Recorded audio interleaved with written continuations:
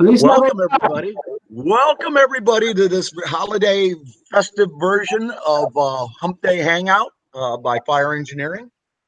I'm Bill Gustin, the oldest guy in the room. We got quite a group with us here today. First, I'd like to give a shout out to our sponsor, Key Hose. I will have my hands on the 2-inch Combat Ready as soon as I conclude this hangout this afternoon. I've got Battalion 8 companies coming in to deploy it from Standpipe Outlet. That's 2-inch, 75-foot sections of 2-inch hose, Key Combat Ready. We're getting 250 gallons a minute at a friction loss of roughly 20 per 75-foot section. So we're operating with 3 75-foot sections for a total of 225 feet. You can't keep that stuff. I don't have the amount of people to pump the fire department connection in the tower, so we're operating at an outlet pressure of about 65 to 70. We're still getting almost 200 gallons a minute, and you can't kink the hose. You can't kink the hose, so I can't say enough. Also, recently, I had my hands on their True ID, which is actually a throwback from the past with a conventional interior liner and then 2 outer jackets. And I had my hands on the 2.5 and then a prototype 2.25-inch hose that is meant to be a more economical version of the 2-inch Combat Ready. So can't say enough about Key. Use it every day. I endorse it. It's an honest, easy endorsement. So as I said, I'm Bill Gustin, captain with Miami-Dade Fire Department. Before we go any further than else that we need to address of a rather serious nature, I'm going to ask Captain Mike Dugan, retired from the FDN, to bring something to our attention if we're not already aware of it. Yeah, Bill, thank you. And I know it's a very, very family-oriented time of year with the holidays and everything else. But just so everybody knows, this Saturday will be the funeral for firefighter Christopher Roy from Worcester, Massachusetts, who passed away the other day in the line of duty, and he leaves behind a 9-year-old daughter and a mother and a father and assorted other family members. His funeral is Saturday at 10 a.m. at St. John's Church in Worcester, Massachusetts.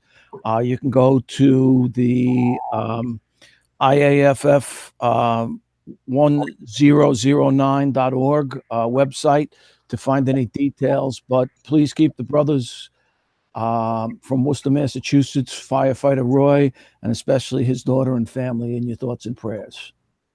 Thank you, Captain Mike. You know, as if that department has not suffered enough already. That's just terrible, especially this time of year. You know, and we have a special bond, whether that we're career firefighters or volunteers, is that we don't have a holiday. We don't. In fact, most of our time, our activity, I know in my department, both when I was up in the Chicago area and here, it picks up both fires and medical calls around the holidays. They're some of our busiest days. Is the holidays. So we don't really get that. We don't get that break, and most of us are used to celebrating Christmas and Hanukkah and New Year's on different days, depending upon when we're off duty. So my motivation for today's topic, which is going to be the relationship with industrial fire brigades and plant subject matter experts, was that myself and Sean, you want to give a little bit of an introduction to yourself? Hi, currently assigned to recruit training, and can you hear me now better? Sorry, fellas. Yeah, Lieutenant Sean Thompson, Miami-Dade Fire, currently assigned to recruit training. I do quite a bit of training with High Rise with Bill. We just got back from Pensacola, Florida. Shout out to those guys up there. Great conference. Chief Isaacson puts on a fantastic conference every year. Bill and I have done a lot of work with the 2-inch here. I'm really fortunate to have him mentoring me. And we were also just up in Georgia at a Factory Mutual event for 4 days. That's the picture we had at the end of it. You know, it ties in with what Bill's talking about with our relationship with industrial firefighting. It was a great school to go to. If you guys ever have the opportunity to do that, we highly recommend it. It's beautiful area. Hills of beautiful area in Rome, Georgia. And the plant personnel there, both the FM people and emergency response solutions folks, were down to earth, had every kind of suppression system imaginable. Had us in buildings with sprinklers activating while we were in the building, which gets kind of ugly. And, you know, their theme basically is be careful about shutting off the sprinklers. Don't do it prematurely. And about all the things that can go wrong, and you can still lose a sprinklered building. It's no guarantee that they're safe from being destroyed from fire. I started to think we did exercises where we role played if they were plant matter experts, the plant emergency response team. And in their experience, what they told me was some of them were from the petroleum industry, some were from the paper industry, and power industry, as you are, Ed Collett. And they told me there's three basic reactions or relationships with municipal fire departments and a plant emergency response team or subject plant experts. One is you work cooperatively through pre-fire planning and training, as it should be. Two, the fire department takes a standoffish approach and just lets the emergency brigade act autonomously by themselves. And three is they barge in, the public fire department barges in as if they're the experts and completely disregard any advice or help from the plant emergency response team or subject matter experts. So we're going to go down the line here and introduce ourselves. And then as we do with every topic, I'll come back to me and we'll go down the line again and relate one of our most embarrassing or memorable or tragic or funny event that we've had with plant personnel handling them, looking at it through the eyes of municipal firefighters. But we have two gentlemen here today, Ed Collett and Chief John, that look at it from both eyes, both as municipal and industrial firefighters. So I think this will be a great opportunity to look at the industrial plant protection from both sets of eyes. So I've been in the fire service 45 years, started off in the suburbs of Chicago, and been a captain with Miami-Dade, a total of 40 years with Miami-Dade Fire Department. Mike, a little bit more about yourself, sir. Yes, sir, Bill. I am a retired captain from the FDNY. I've been in the fire service a long time. I can't even count that high anymore. But it's just, this is a very interesting topic because I've had a couple of instances with it in different plants and places I worked. And you can learn a lot, do a lot, or you can screw everything up. And it depends on how the local fire department decides to work with the plant, and conversely, how the plant decides to work with the fire department. Yep, well said, well said. Ed and the good Chief John, you introduce yourselves.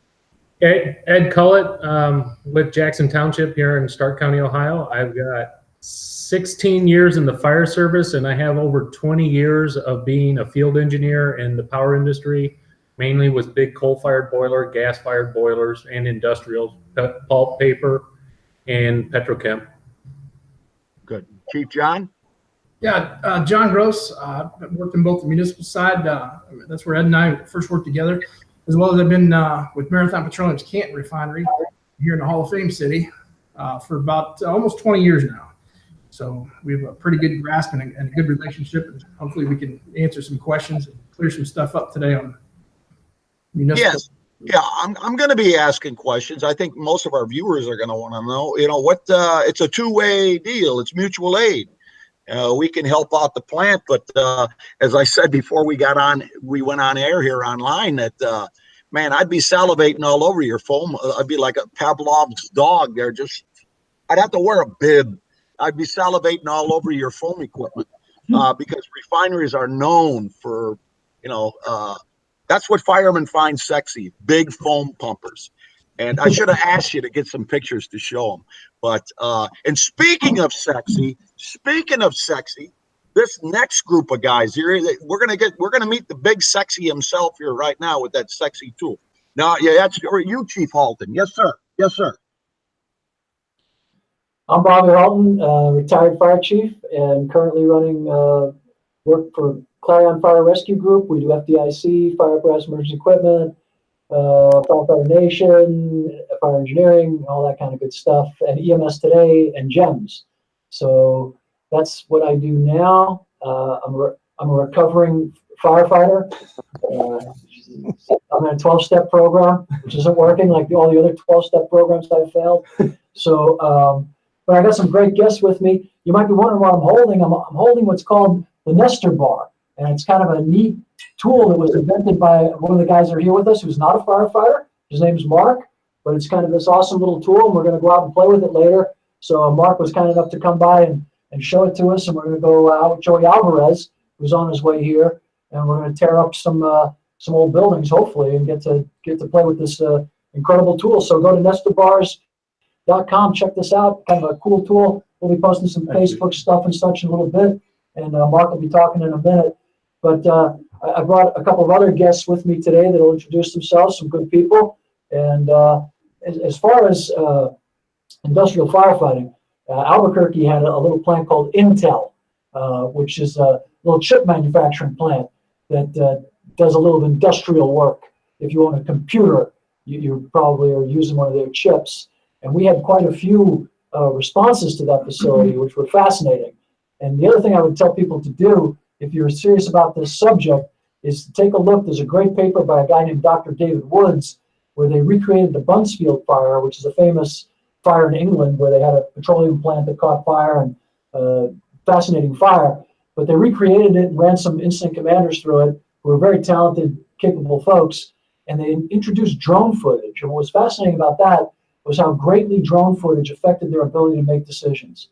So if you want to read up on decision-making under pressure and tools, it's interesting, but it's also a great way to learn more about the Buncefield fire.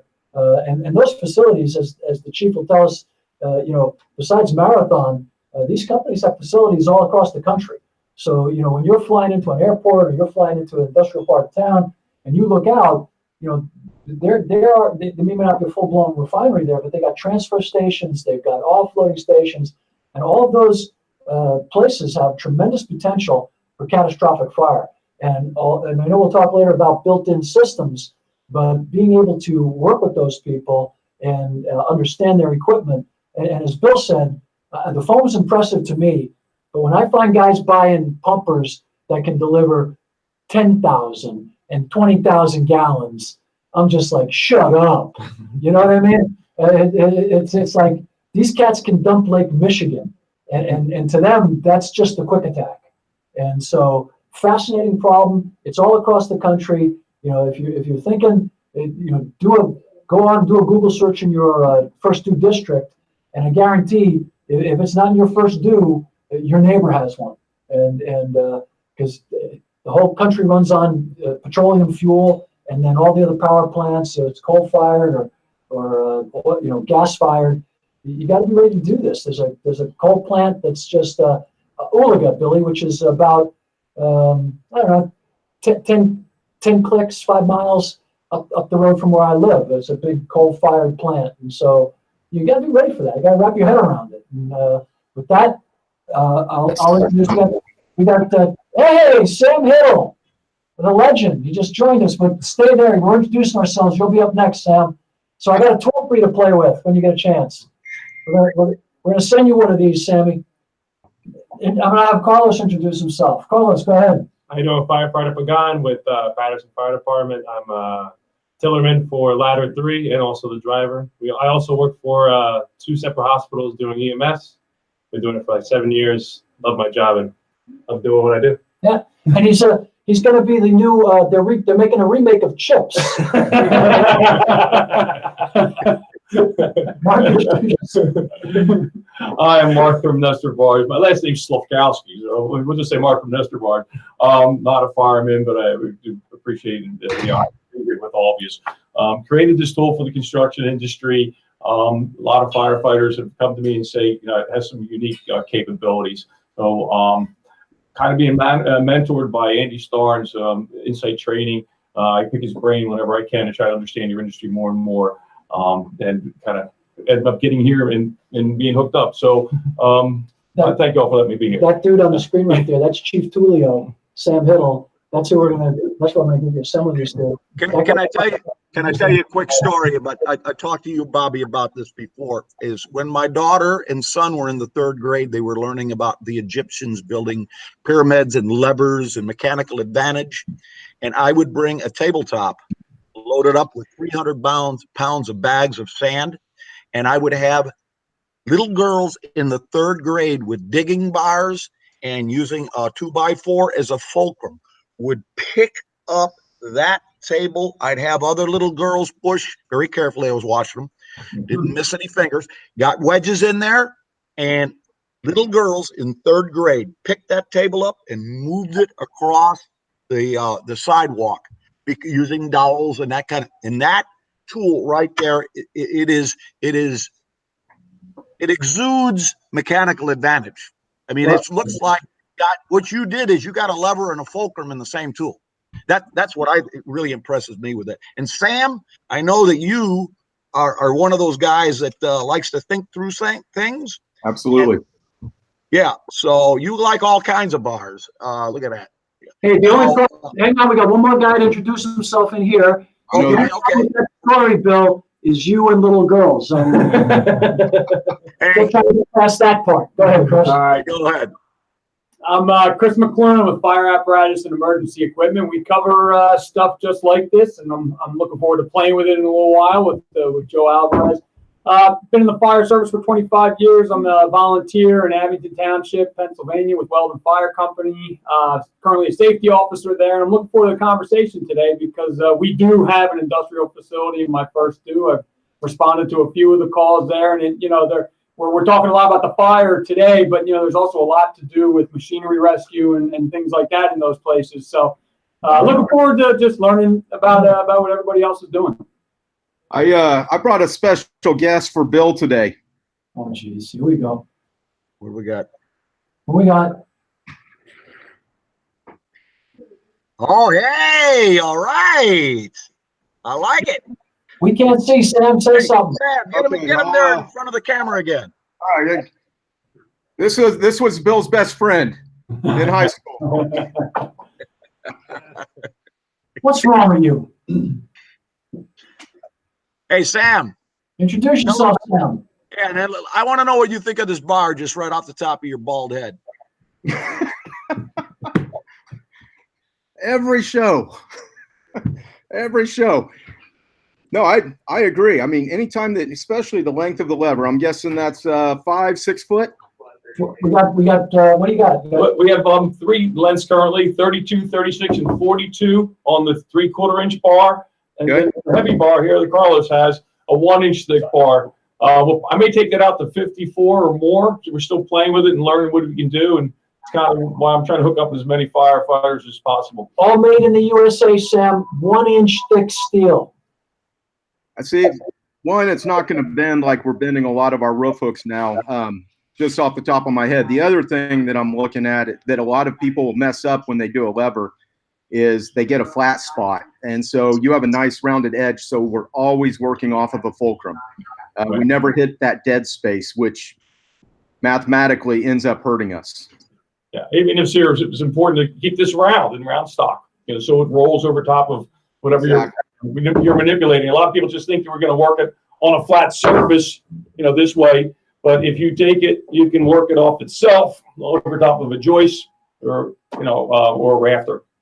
And it hangs. It hangs on a ladder very easily. Real important to me. It hangs on my ridges when I'm working in construction. I've already stolen it. I'm going to put a D clamp on mine and pretend I never saw it before and sell it under the Halton bar. Yeah, there you go. Yeah, I like The other thing that, again, never having played with it, not seeing it in person, but one of the things I do like is that angle you put on it. If you're actually trying to lift up some decking, that allows us to use the fulcrum without having to be over it. So, and that's something that we have to be careful over, because you know how once things give, then we're going with the give. Right. Sam, dead serious. Give me a call when you get off this, so I can hook you up with Mark. He's going to send you a bar. Okay. Absolutely. Just got to put it through its paces. Yeah. The versatility is real important to me, because I swing the bar around, and I got this as a shovel handle. I don't have it with any other bar. Every other bar that we have is singular in nature. So we get, you guys call it a purchase point, I call it pick point. I go in and I get my initial point, and I can simply take the same bar, and now I'm lifting with it, or I'm grabbing in reverse. It's really the versatility that it works for us. Yeah.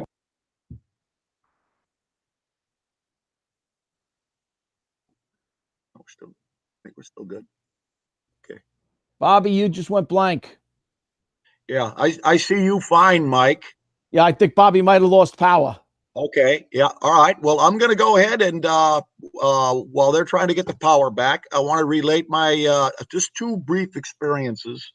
One where I did a good job because I listened to the plant personnel, and one where I did not. Well, the one I did not listen was prior to the one where I did listen. So at least I learned my lesson. Got a call for a fire in an industrial oven in a facility that fabricates bulkheads for airplanes, and in the process they use a resin that has a vehicle or a solvent of isopropyl alcohol, and when they are drying or curing these members, these bulkhead members, they put them in an industrial oven, and they more or less cook them to hasten the evaporation process, and you have powerful exhaust fans to extract the vapors. So I respond as the incident commander because I missed a fourth alarm fire due to being on a medical call, so in my own district. So I respond here, and my next engine is coming. It was engine 3, and I'm on 2. So I'm coming from, my second engine is coming from a long, long way out, because they had just struck the fourth alarm for the other fire.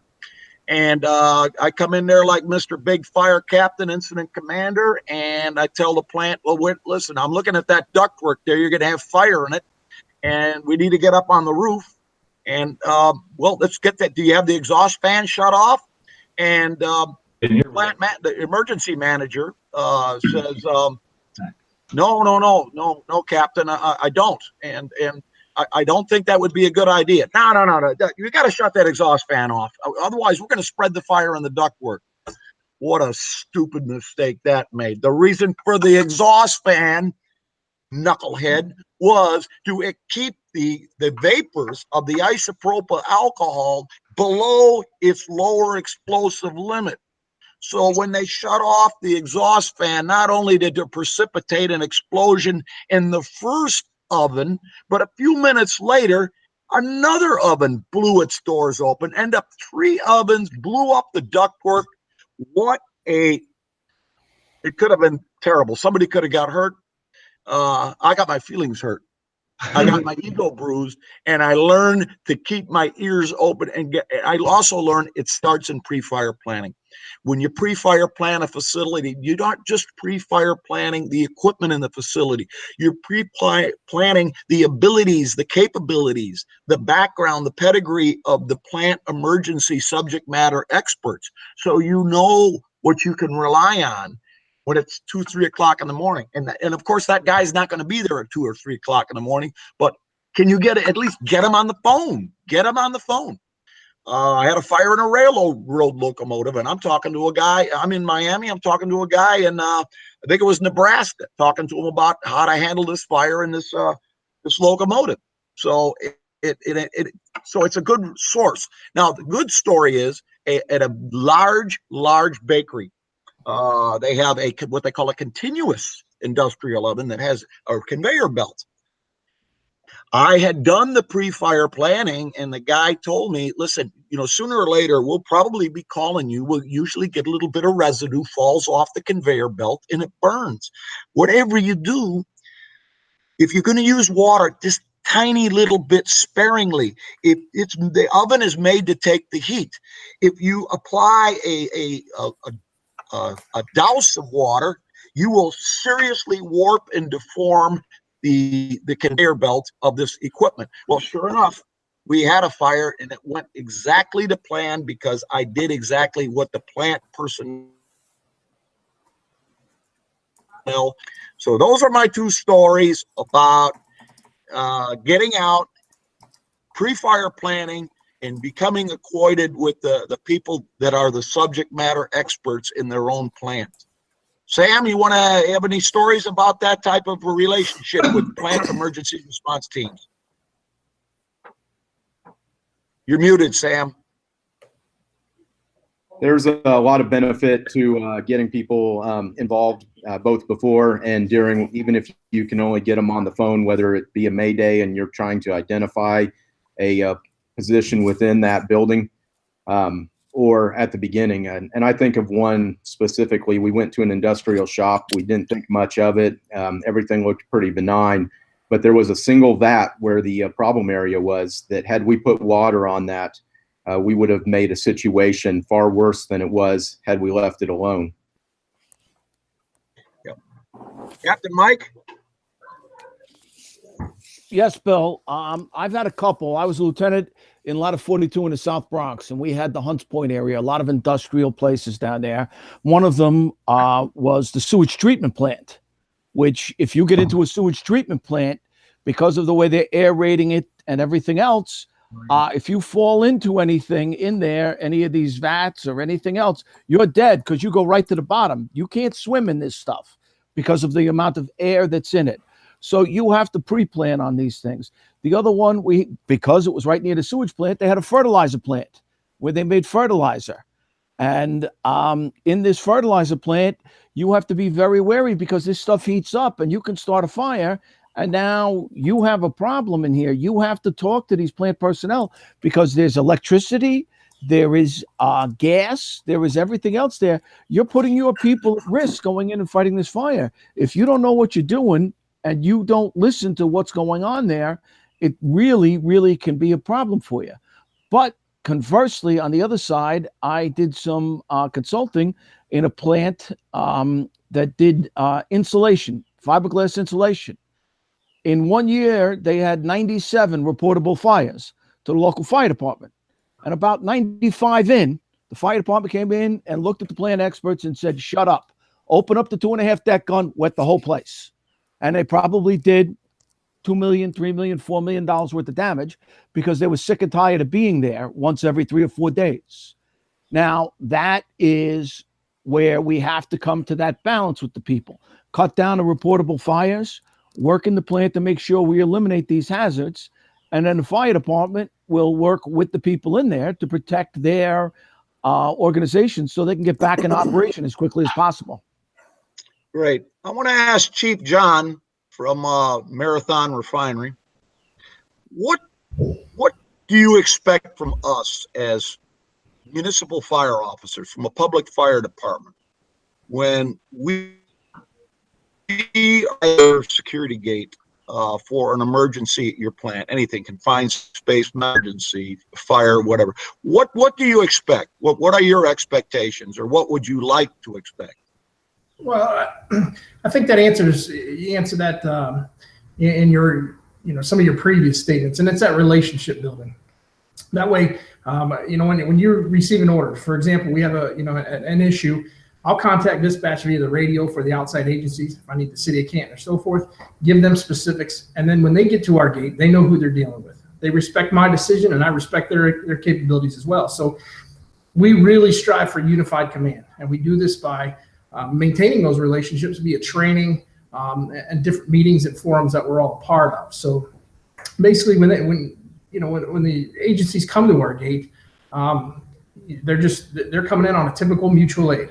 We're going to give them information that they need on which task they're going to be dealing with, and they're going to respect our decision that we're not going to put them up for failure. So. Now, what kind of resources do you have, John, available to your local neighboring departments? So for us specifically, we're very proactive in the community. And for us, as an example, us and just a couple of the agencies outside of here, we handle the confined space. We have a trench team, collapse team, high angle team. So our heavy rescue is very active in the community as well as the refinery. Mostly training. It's a very safe facility, but we also have an engine company, an industrial pumper, like Bobby was talking about earlier. So it's got extreme capabilities, a lot of water movement equipment. Of course, ladder trucks and just tenders of foam. So that's our big thing. Our fire trucks don't generally carry any water. It's all foam. So our booster tanks are full of concentrate, and we rely on our pretty hopped up water supply to take care of any situations that we possibly have. John, if you wouldn't mind, actually, I wish I was in a private room while you did it, but could you describe that pumper in a little more depth? What's its flow capability, and what kind of hose are you carrying on that? Because I know sometimes you guys carry like 10-inch line, and I mean just some incredible stuff. And then with some of your plants, what kind of mains are you looking at when you're hooking up? Yeah, so I'll talk a little bit just about our facility and then some of our other facilities. We run 16-inch ductile iron high pressure mains. Our systems run at 150 pounds on a proprietary water system. That being said, our hydrants, we have typical, hydrants, as also manifold hydrants with 5 6-inch discharges throughout the facility. So our goal is basically we want to put 10,000 gallons a minute anywhere we need it. Our pumpers are capable, the pump rating on them is 3,000. We can make 5,600 gallons a minute of finished foam out of these systems. So that's tied in with the tankers and tenders and so forth. Our tenders hold strictly 1%, 1/3 foam concentrate. So we can move a lot of water. We have portable nozzles on that are Williams Fire and Hazard Control from 4,000 gallon a minute to 6,000 gallons a minute. And the nice thing about those is we can put 6,000 gallon a minute in a 40-foot circle 400 feet away. So basically use those for tanks and large diameter storage tanks and so forth. But like I said, it's one of those things, we're not set up for house fires. Even though the trucks have hand lines and so forth, we operate very similarly, but we're geared towards high pressure and high volume. John, I know a lot of people as they're listening, as I am. I know you do teaching and Marathon provides classes, but at the end, if you could provide us with a link to you, so that because folks listening are going to want to get a hold of you. Absolutely. I mean, we don't have the time to go into the whole nuances of around the pump pumping, but it would be fantastic, I think, for any department that's listening to the chief right now. These guys can come out and teach you things that you can do with your current equipment that are almost hard to believe until they show you. I mean, literally, these guys know how to move more water more efficiently than anybody on the face of the planet, and we don't utilize them near enough. I'm sorry for interjecting that, but I'm so glad you're with us, and I'm so proud of what you do, and thank you. Chief, your concept of the unified plan really resonates with me. Before we let Ed participate with his experience, I just want to give a shout out to Key Hose. That's Keyfire, or Keyhose, I should say, .com. If you've never had your hands on this hose, you will be pleasantly surprised. They make various grades depending upon your budget, but regardless of what your budget is, don't go cheap on hose. There's other hose on the market that's less expensive than Key, but you're going to get what you pay for. And I truly believe they make the finest hose available to the fire service today. It's what I will have my hands on in just about 45 minutes with Battalion 8 coming to our training tower for 2-inch hose standpipe training. So can't say enough about it. It's an easy endorsement for me because I work with it every day, and I have a lot of confidence in it. Ed, you come from the electrical power generation industry, Ed Collett, and You want to tell us a little bit about either from the civilian side or the industrial side, an experience that you've had? Well, the one big thing, Bill, I just want to reiterate kind of what you have talked about plants, and if they're in your district, and talking to the people, knowing the SMEs and the different things.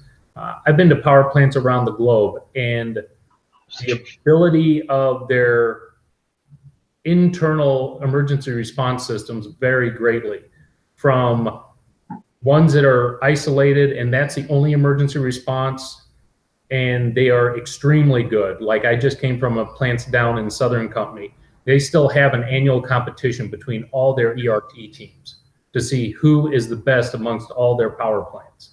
So you go into a place like that, you know you're going to be working with the top-notch crew. I've been to some other plants, not so much. They have very limited.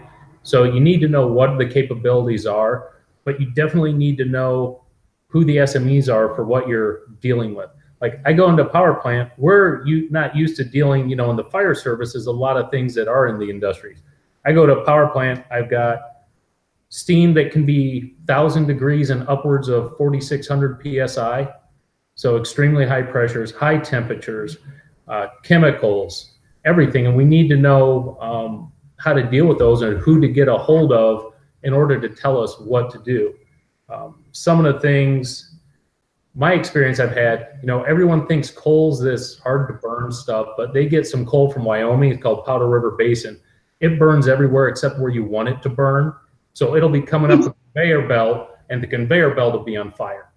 So those are a lot of times I've seen departments come out and, have to deal with those coal fires. Probably the most interesting interaction I had, I was at a power plant in a copper mine, and the fire department responded to a cooling tower fire, which was very interesting for them to deal with.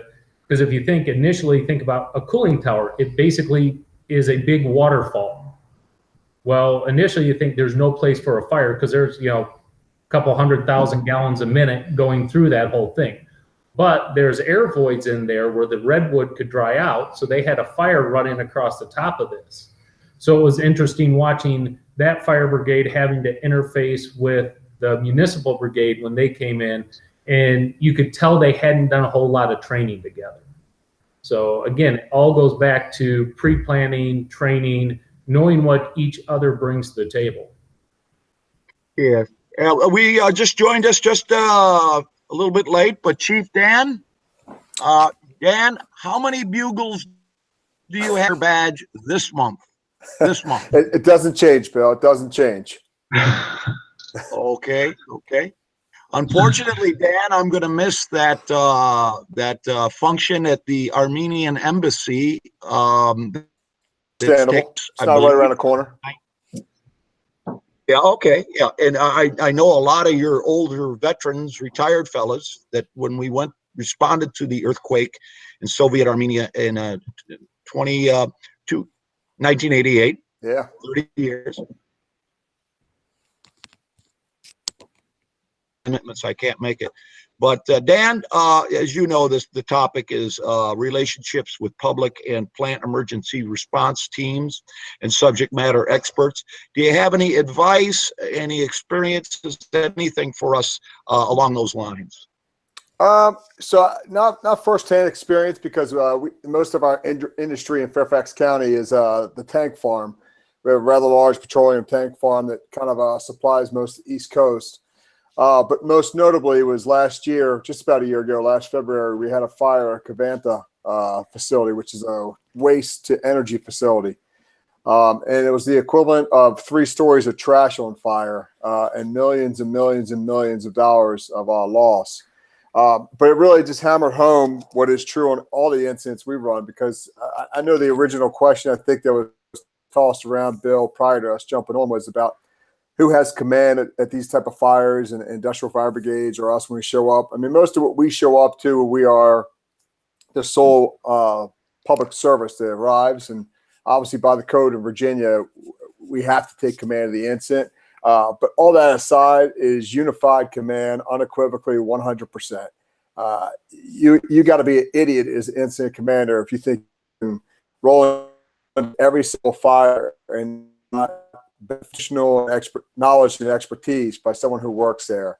So yeah, I mean, water still goes on fire, foam, whatever the application is, but knowing the building, knowing what they have in place, if they have a continuity of operations plan, because you got to get people out of there.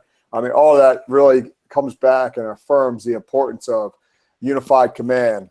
You may be the person who's responsible for the units who are doing or mitigating the circumstance, but at the end of the day, you want the people who are the experts of the facility to help you to solve that problem quicker. So I couldn't stress that. Dan, Training beforehand and having some sort of plan in place, but then really knowing how to execute unified command. great, Dan. Dan is, as he said, he's a what do you know, an assistant chief, deputy chief? Deputy Chief Operations for Asia. Deputy chief for Fairfax County Fire Department in Virginia. Okay, fellas, it's time for the big sexies there again with their big sexy tools. And any experiences, personal experiences with plant issues? Also, sir, in the construction industry, Yes. a lot of times we deploy Stokes baskets, and I got to tell you, you know, directing a crane operator, you know, the guy has his spotter, and if firemen were like buffoons, we're waving our arms and flapping, and that crane operator's not paying any attention to us. He's watching that guy with the little hand signals doing things like this. You know? And it's just so funny that we're up there like cheerleaders or landing signal officers on an aircraft carrier trying to wave somebody off, watching that guy and picking up, you know, with just so precise. So have you ever had any encounters with firefighters coming on your construction site? I have not had any with on my construction site. I haven't had that. I did work in the factory though, the steel mill. Talked about the big gantry cranes, 75-ton hooks, and some of those guys coming down with the cranes. They actually deal with shadows, so they're watching the shadows. So as their lift comes down, they're hoist. But I haven't had any incidences, fortunately for that. Did have one incident though where someone fell out of rafters, 16 feet. Fortunately, it worked out, you know, but it was a real event that you don't forget. And so preparedness, I would say, is readiness. So I try to stay informed whenever I can about what's next and what to look out for. Well, you know, a building is never more vulnerable than when it is being constructed or destructed, when it's being demolished. We know that from the Deutsche Bank fire. I got to give a shout out to Chief Mike Turpick. I believe that's how you pronounce his name, from Jersey City. Turpak. If you got to catch his building under construction, fires under building under construction class, phenomenal. The pre-fire planning that Jersey said. Hey, do you know him, Carlos? Yeah, I know. Yeah. He looks like a no-nonsense kind of guy. He seems like the kind of guy that if I was working underneath him, I would want to stay on his best side at all times. Because, you know, everybody from New Jersey sounds like a tough guy anyway, you know? I mean, hey, you don't say, hey, yeah, if you mess with me, I'm going to send you 2 guys from Connecticut. No, but they always say, hey, I want to send 2 guys from New Jersey. Yeah, then you got to be worried. So, hey, seriously, great class by this Chief Turpick. If you ever get a chance to catch it. And it is definitely, if you talk about pre-fire planning, that temporary fire department connection for the standpipe, it's over here one day, it's over there the next day, it's covered in sand the next day it's not there, some bobcat ran over it. And at the end of the day, did they cap that standpipe off? Is it pressurized with air? Or like in the Miami area, we actually could have it wet 24/7 while the building's under construction because we don't have freezing weather. But, you know, curing concrete and wrapping that building in visqueen, is that the kind of work that you do? More from the renovation market. So I have built new homes, and but a lot of it's renovation. So I deal with a lot of different construction. One of the things that I look at a lot now is draft stopping, fire stopping for you guys. So balloon frame houses can go up in a hurry. So I'm more from that on the renovation end. I did some institutional work, went in there for schools. I've kind of been around the gamut, some restaurants. 39 years now, so I've seen a lot of. I'd love to have you back. every real firefighter and every real fire officer is a consummate student of the fire service. I could sit and talk to you, pick your brain all day. You'd be exhausted by the end of the day, because I would have so many questions about so many different concepts. But building construction and the best firefighters are guys that come from the construction industry. Ray Downey, God rest his soul, was an underwater welder. I mean, so many guys come from the construction industry. John Norman was a sprinkler installer. Yeah, and they bring a lot to the table. Chris, you got anything for us, brother? Yeah, in listening to what everybody's saying, I'm obviously applying it to the facility in my district, and there are obviously the importance of pre-incident planning that can't be said enough. But when the chief was describing the amount of water he could flow, for a community like mine, it's an old community. This facility it's next to some railroad tracks, but it's also in an area that does not have a very good municipal water supply. So when we're doing that pre-incident planning, you got to know where to get the water from, because if it does go up, you're talking about thousands and thousands of gallons of water. Another thing I was considering was just the shifts, the different shifts. Now I was thinking of it from like what we're gonna have to do once we get there, besides the fire. This facility, they make nuts and bolts and all kinds of stuff. And whenever we've taken a tour of it, the Industrial Fire Brigade chief who's there, he always makes mention that whenever we're at war, they do really good business. So if we're at war, they're going to have more shifts. They're probably going to have more people on those shifts. And you never know what you're going to get, employee wise. If it's a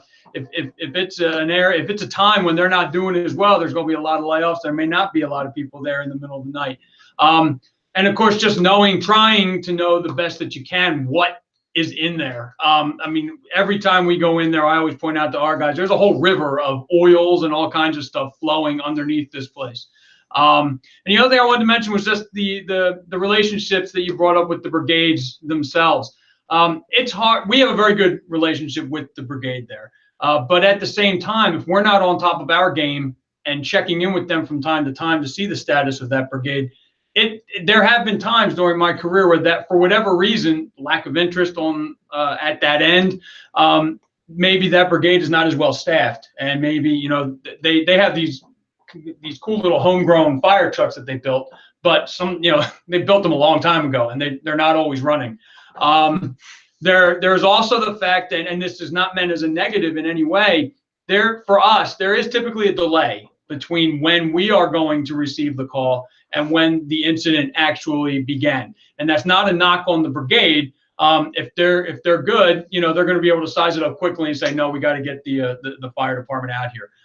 Sometimes it does escalate though to beyond where they were beyond their comfort level, and so then they have to go. So there's always that delay in getting that information of what has happened, what's on fire, and things like that are critical when we get there. Addressing who's in charge. Once in our area, once we get there, we are certainly in charge of the incident. Actually, it's the police department that is ultimately in charge of the incident. But as far as extinguishment goes, that's us. But like the chief said, you'd have to be an idiot not to keep that fire brigade chief right next to you the entire time to make sure he's going to know the building better than you. He's going to know what's in the building better than us. No matter how much pre-incident planning we have, there's always going to be there's always going to be a trick that we don't anticipate coming. So I think that was all I thought of so far anyway. Good point. Sean, getting back to the Factory Mutual class or the school that we went to, can you describe that situation where the sprinkler head goes off, but it's interfered with a ventilation ductwork? You remember that? Yeah, they had us in a live burn building, and they had sprinkler heads set that were set to go off. And what happened was that when they started the fire and the HVAC system kicked on, the sprinkler head that was directly above the fire didn't go off right away because the products of combustion were pulled horizontally towards the HVAC intake, and then out of the building. So what it did was they're trying to teach us not to turn off the sprinklers because they're worried that if we turn off the sprinklers prematurely, we'll burn the building to the ground. But at the same time, they're showing us that if the HVAC systems are up and working, a lot of times the HVAC systems will actually draw the products of combustion away from the sprinkler heads that are in place intended to put the fire out, or at least keep it in check. So this exercise was pretty interesting. We went in, we sat on the floor, they lit the fire, the HVAC system was on, and sure enough, we were able to see all the products being pulled pretty rapidly horizontally away from the sprinkler head, and it actually set off sprinkler heads that were in the vicinity of the HVAC system, but not in the vicinity of the fire. It really gave us a healthy respect, and I, I'm a consummate. I've been a firefighter for 45 years, but to get your hands, and that's one thing with this, you get your hands on all these different valves and components, and just being surrounded by some of the smartest guys in the business. And I say most of them, all of them, come from this public sector or private sector, right? Plants, as I said, power generating, paper mills, and petroleum, where that's where most of these people work in their regular job. They just work part-time at this training facility. Sam Hiddle, now that you've had a chance to look at this tool, what other ideas do you have for it? Because I know the gears are turning in your head. I can tell. I'm going to wait till I get my hands on one. But like I said, actually, I did have one thought on it. If you've got a 1-inch stock bar, to increase that lever, I certainly wouldn't be afraid to put a cheater bar on there. Do you have? What Archimedes told us, you could lift the world if you had a lever long enough, right? On a fulcrum point. Well, all levers have fulcrums, right? No. they, at some point they do. Or they're not a lever. Yeah. They're just a stick. Fair enough. I did some training with an industrial fire brigade at a plant that generates electricity by burning garbage. And I think it's a company you're familiar with, Ed. And this was in West Palm Beach. And this was on my days off from the fire department. And we did some pretty neat fire extinguisher training. I think when it comes to a plant emergency response brigade, you haven't really had true fire extinguisher training until you're faced with a fire that you cannot extinguish. So you experience your limitations and know that you can't go there with this size of fire, or when it's doing a certain thing in terms of running three-dimensional, pressurized. So we start small, but I think a lot of the fire extinguisher training actually could be counterintuitive, because it gives people the sense of, it's just a matter of fight a couple of fires that are coming out of a flange and coming out of a hole in a drum. And that's another thing that we did at this plant. And it really shows you that, your average city firefighter doesn't spend much time on an extinguisher at all. I think that in the course of a year's time, I think these folks that are working around garbage or plants, any kind of industrial process, probably have better technique with extinguishers than we do. Any comment on that? Yeah, John. I mean, we do a lot of extinguisher training, and we always tell everybody it's pretty amazing what you can do with a 20-pound extinguisher if you're using the right right chemical on the right product on the right chemical. So yeah, by all means, it's. Now, Chief John, you were mentioning we mentioned their name. It's Ansel. It's up in was it nice and cold in Marinette, Wisconsin? Yeah, it was pretty chilly up there. Yeah. But I understand that they have an outstanding school for and a lot of it is the use of fire extinguishers. Yeah, they're the experts. Like I said, they have very nice facilities up there at Johnson Controls. who now owns all them. We were actually up there for some foam, working on some foam solutions and stuff like that. But yeah, it's a nice facility. Yeah, yeah. So just real quick, Bill, before we have, just so you know, Carlos is actually a tillerman, just to make us even more jealous. But, so yeah. And let me guess what color his apparatus is. It's probably red, isn't it? Yeah. What do you want to do? Add insult to injury. Okay. So a couple of things too to think about as we've been talking. There's some really important examples historically. So go to the archives and check them out. The Lodi fire, which was a tragic fire, happened just a few miles from where we're sitting right now. Basically, they shut down a process in order to try to contain the first event. And shutting down the process, as Bill mentioned earlier with his event, led to a much more catastrophic secondary event. Also, and I think John could probably correct me, I believe it was Ohio, and it was a Dow chemical plant. It was almost brand new. John, if you can remember what I'm talking, years ago, but the facility was almost new. They had a fire, and the plant manager consulted with the responders and told them, let it go. Burn it down. Yeah, I think that might have been in West Virginia. That's West Virginia down plant. Yeah, it's about 2 or 3 hours south of us down here. But yeah, that's and that's one of those things. That's unified command. And then when you get into the private sector, especially, they're so OSHA driven that safety's paramount.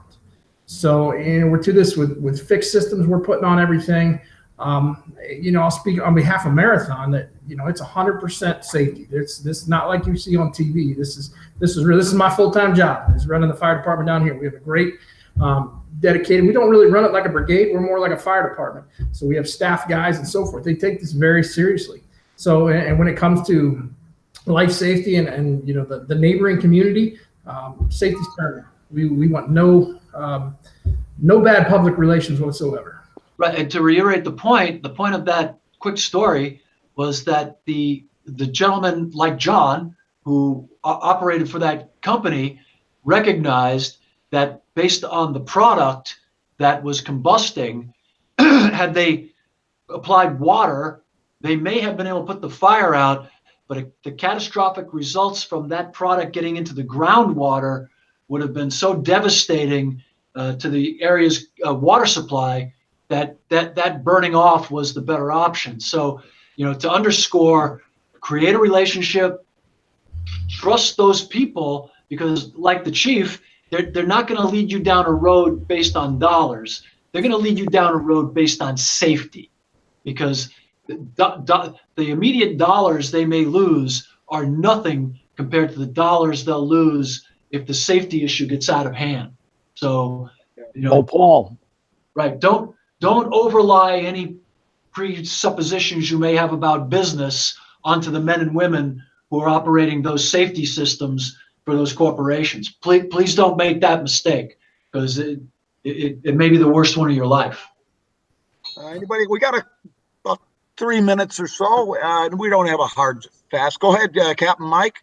I just want to mention something, Bill, with the FDNY. When we go to a Con Ed facility, whether it's a manned or an unmanned facility, we wait till our incident commander meets a person from that company to tell us what the hazards are in that building, what's going on in that building, and everything else. We call it the white hat procedure.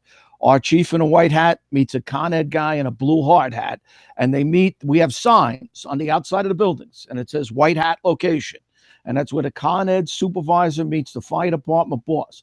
We are not allowed to go in the door until our incident commander tells us we can. And that goes back to the fires. We've had a couple of them in the past, and a lot of people know the story about Captain Marty McTeague from Rescue 4 getting horrifically burnt in a steam plant, and we didn't think he was going to survive, and he did. But his burns were catastrophic, okay? Again, you have to know what you're going in there. The only way we can know this is by the people who are in there, because things change in these plants, and we don't always have the time to go in there and know exactly what they're doing. So having a procedure in place before you go in there And if you don't have the proper procedures, the proper protocols to go in there, as Chief Halton said, as Chief John said, let it burn. Let it go down. Okay, because you're not risking your people. You're putting water on it. You don't know the chemicals and everything else. I just think it's very important to get a procedure in place for these places. I couldn't agree more. And I think that we all have the same message to our viewers and participants today. Get out and pre-fire plan. You cannot intelligently handle an incident at one of these plants without being familiar with it, being familiar with your capabilities and the capabilities of the plant staff. Frankly, we have fires in garbage recycling facilities where they're operating gantry cranes and things. And as I said, frankly, part of our size up is that these people they're not competent. They're not going to be of any help. They're not going to give us good information. Well, I know that from the get-go. We already know that. Conversely, we could go to another plant where everything is right by the book and like you say, a centralized meeting area, a unified command, all of those things are in place. So I think it's important. I want to have you both of our special guests today from the refinery side. I think the tool itself is intriguing. You obviously work, but you put a lot of thought into that. And all I can say is I want to come up to Jersey City, Carlos, and I want to sit in the seat. Patterson. And then when I come up there, I'm going to sit. Okay, I'm going to sit in that tiller seat, and you're going to have to use one of those tools right there to pry my butt out of it. So keep one of those tools, because once I get in that tiller seat, I'm not getting out. Okay, hey guys, I'll send you some pictures after we're done. What else we got here? Oh, look at this guy. I called this guy in from Connecticut here. What you got here? What you got in the box? This is some Connecticut muscle I brought in. Yeah. Couple of guys from Connecticut. Joey. That's a real fireman, Bill. Joey bag of donuts here. Hey, that's a real fireman, Bill. He knocked with his elbows. Yeah. And he brought donuts. Yeah. That's why, knocking with his elbows, because his hands are full. The right thing to do. That's right, man. Joey Alvarez, in case you're asking, ladies and gentlemen, the Joey Alvarez. I never see him without Mike Posner, but Mike's watching right now while he's shoveling his snow in North Carolina. He retired in North Carolina from Florida. Hey, so let me do something real quick, Billy, if you don't mind. I'm going to do something because it's important. You know, it's nice to have fossilized human beings such as yourself, myself, Captain Dugan and such, but when we talk about kids like Carlos, and I don't mean to call you no disrespect, but my kids are older than you. That's fine. And when you meet Joey's sons, twin boys, both on the job, incredible firefighters, had the pleasure of watching them work, amazing gentlemen, like this young gentleman. I remember this morning, I swear to God, in Starbucks, most articulate, polite, elegant gentleman you'd ever want to meet. Also incredibly passionate about fire and EMS, which is what we do. Knows his job, knows his city, proud of his city. His dad's a retired firefighter. The future's in good hands. And, for all the folks out there wondering, what my job is, which even the people that pay me sometimes wonder what it is, it's to find young men like Joey's sons, young women out there who are doing the job like Katie, like Carlos, because this is the future. And the skill sets that they're bringing are phenomenal. Their ability to ascertain a problem, their ability to navigate socially, their ability to provide just incredible real life contact is just light years ahead of where my generation was. I think that the fire service is in good hands, the nation's in good hands. But I just wanted to say, up front, I would love to see someone like Carlos and Joey's kids get together and start teaching and start doing stuff and representing, Jersey in the next iteration of FDIC instructors and writers and such. And people always say, well, I don't have the time on the job, or I'm not old enough to be doing that. I spent 5 minutes with Carlos this morning in the Starbucks and just knew we had to get him on here today. he knows his apparatus, he knows his city, he understands fire problems. We were talking about platforms, we were talking about, water supplies, access issues, and his eyes light up like it's Christmas talking about fire, which is, I always hear these knuckleheads talking about the millennials and this stuff, and I don't know where they're finding these kids they don't like, but I haven't run into any of them yet. So I am jealous he has all his own hair and teeth, which I don't. But so anyway, I wanted to say that, and I wanted to have a chance to tell Joey in front of everybody, you want to meet two fine, incredible young gentlemen. Your sons were so impressive at FDIC last year. They're instructors at FDIC, and obviously a huge credit to the Alvarez family and to the community, as is Carlos. I hope your dad's watching, or some of the guys from Patterson. Seriously, I can't say enough. And if you're a young person out there, please reach out. Fire engineering's looking for you. FDIC is looking for you. We've got Chris. We got Eric Roden out there trying to find you. We got Chris out there trying to find you. Davey Rhodes is trying to find you. Mikey and I are always combing the streets, looking for that next generation. So please step up. We're looking for you to take over, and we love you. And just on a final note from me, thank you to everybody for all your kindness. I know many of you know what my family's currently going through, and I appreciate all the concern you've shown us. And I hope everybody has a very, very, very Merry Christmas. I don't know if I'll be able to make next week's show, but thank you all for your prayers and thoughts, and God bless.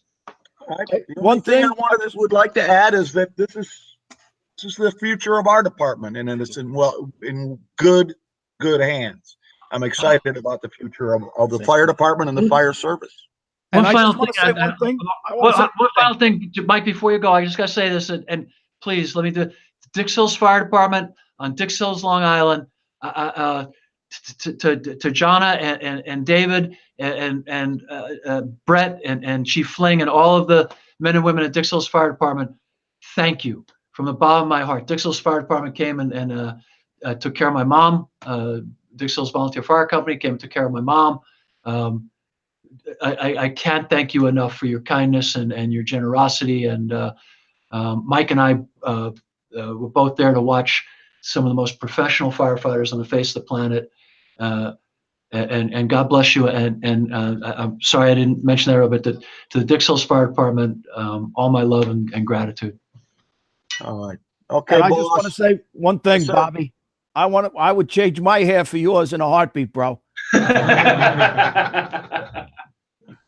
And get your fire department a Christmas present. Key hose. And a Nestor bar. And, yeah. In the bar, in the hose. Okay, so we truck firefighters and the engine. Give the engine guys some hose to play with. Give the truck guys that tool to play with. They can play with their hoses and their tools, and everybody can have a Christmas. Well, I see that look. Guys, for all of us watching. As the former editor of fire engineering, I would like. So thank you for thank Keyhose for sponsoring us again. Sometimes I wonder why they do it, but they do. Thank you, and I hope you all have a wonderful, safe, and happy New Year and a very Merry Christmas or Hanukkah. Hey, Bill, real quick. So, yes, sir. Yes, sir. Chief John has one thing before we're done. Okay, go ahead. We're not on a fixed time schedule here. I'll throw this out there. We rolled this training out, Marathon. Like I said, we have refineries coast to coast and assets. We rolled this out at FDIC last year. It's a web-based training that goes over a lot of our different transports and stuff like that when you're talking about industrial type responses. But fueltransportationemergencies.com. If you go to that, like I said, we rolled it out last year at FDIC. It's been well received. It's free. Like I said, just something we put out there. It's a good training opportunity. So fueltransportationemergencies.com. Thanks for the opportunity, guys. Yeah, Chief John, thank you so much. Ed, thanks for bringing John on. And we're going to definitely have him back. That's for sure. And well, until next month, stay safe, stay happy and healthy, and a happy holiday season. Will be so as it goes